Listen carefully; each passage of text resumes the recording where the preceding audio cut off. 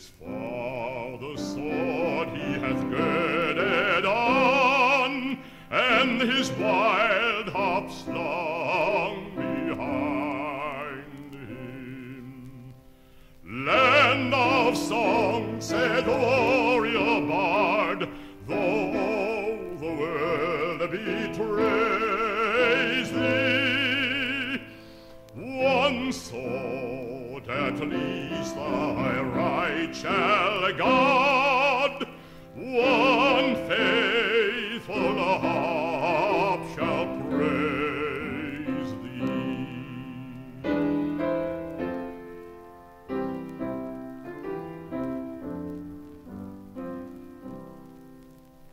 The minstrel fell, but the foeman's chain could not bring that proud soul under.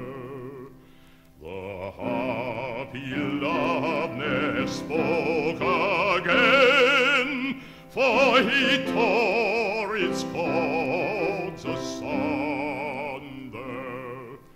and said, no chain shall sully thee, thou soul of love and bravery.